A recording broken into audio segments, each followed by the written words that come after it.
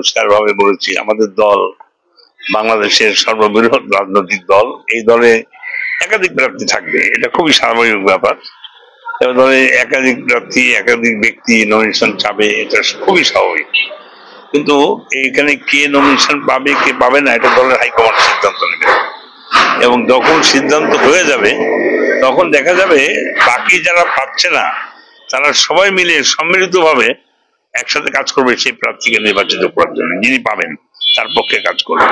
ফলে এখানে দ্বিধাদ্বন্দ্বের কোনো অবকাশ নেই, ভুল বোঝাবুঝির অবকাশ নেই। একাধিক প্রার্থী রাস্তায় ঘাটে 31 দফার লিফলেট বিতরণ করছেন, এটা নিয়েও কোনো ভুল বোঝাবুঝির অবকাশ নেই। দল চূড়ান্ত ভাবে যাকে মনোনয়ন দেবেন তিনি নির্বাচন করবেন। বাকি আমরা সবাই যদি আমরা নমিনেশন নাও পাই, আমার দলের হাইকমান্ডের প্রতি আমার পরিপূর্ণ আস্থা আছে। আমি বিশ্বাস করি দেশনায়ক তারেক রহমান আগামীতে বাংলাদেশের নেতৃত্ব দেবেন, জাতিকে নেতৃত্ব দেবেন। ফলে যদি তিনি মনে করেন যে আমাকে নির্বাচন করার দরকার নেই, যদি নমিনেশন নাও দেন, আমি দলের হাইকমান্ডের প্রতি আমি পুরোপুরি লয়াল। আমি সেখানে আমার বলার কিছু নেই, উনি যে সিদ্ধান্ত নেবেন ওটাই চূড়ান্ত। আমরা